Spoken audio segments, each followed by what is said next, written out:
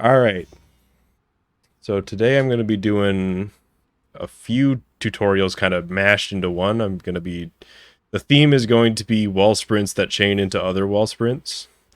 So appropriately, I'm going to be starting with wall sprint chaining, which is pretty much what it says in the box. You just infinitely chain wall sprints together. I feel like a lot of people actually figured this one out on their own. Like, this is literally it in its most basic form. All you do is, if you don't care about speed, all you need to do is just hold up and sprint, and out of a wall sprint, just alternate between jump and climb, and it'll just kind of do it. If you want to be fast with it, though, you want to charge up the jumps. So as soon as your jump is charged, switch over back from holding jump to the wall sprint, and then immediately go back to jump. And you can chain them together like that. If it helps, you can also treat both buttons as one button. And what I mean by that is hold. So like I've got this wall sprint here. I hold both climb and jump and release, and then immediately press both at the same time, and that can kind of accomplish the same thing. If you're having troubles, like some people, they like accidentally mess it up by doing it a little bit too quickly, that can help with that. It's just kind of a personal preference thing. It can also be pretty useful. This isn't exactly infinite chaining, but like let's say that you want to be going up. Like you've got a wall sprint, it's going sideways, you want to be going up. You can actually just do a couple of the smaller ones, and it'll kind of fix your direction, so you can just go back to going up. Even if you're going straight down, you can just flip right on the fly like that. And that's, you know, very useful in the speedrun, like for, here's an example with race 64, which pretty much every 80% run with a route is going to be using this race. You know, with this one, usually you jump out of it at the end, but there is another form of this same type of movement, and it can be kind of considered the inverse. And that, I call it Spidey jumping, named after Spidey Balls, because he's the first person I've ever seen do it. But it's pretty much the opposite. So instead of while charging your jump,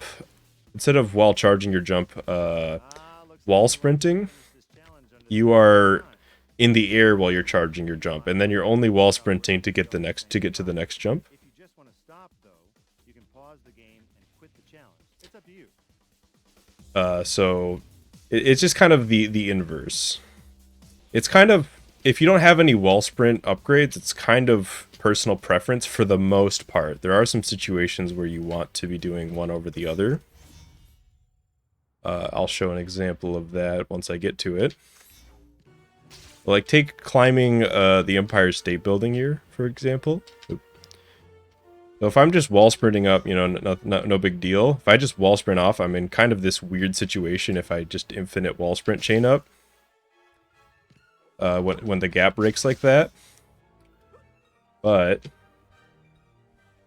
you can, if you Spidey jump up it, you can kind of, that allows you to kind of mess with your momentum a little bit more to let you avoid that awkward angle. Like you could just do something like this, and then keep Spidey jumping your way up.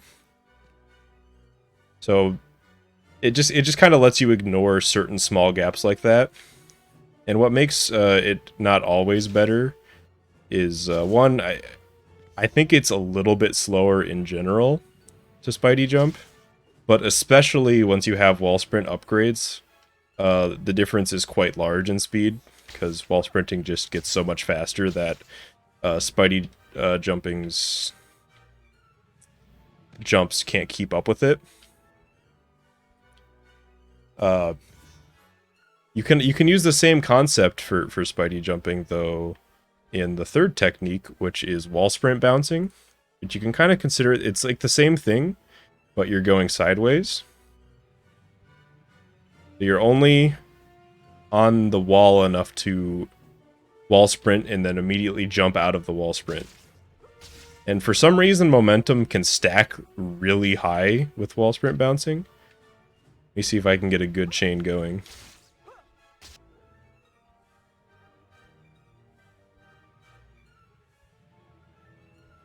Yeah, you can see the momentum just keeps stacking on.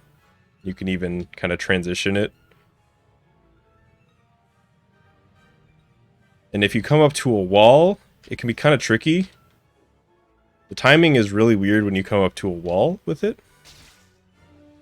But you can turn a corner with wall sprint bouncing and keep your momentum. The timing is just a bit tight. You just want to do it like immediately, like that. You wait too long, you'll lose all your momentum, and if you do it too early, the bounce won't come out. But it can be done. Wall sprint bouncing is mostly useful for swingless, though. You won't see it too often in any percent unless, like, you're in some really weird spots, or maybe in pizza percent, very occasionally. If you're in a weird spot by the water on pizza percent, you could do a bounce off the side here. There's nothing to swing off, for example. I think that's pretty much it, though, for those three techniques. Wall sprinting is like super versatile, so I'd recommend just messing around with it in general, because there's like a lot of nuances that I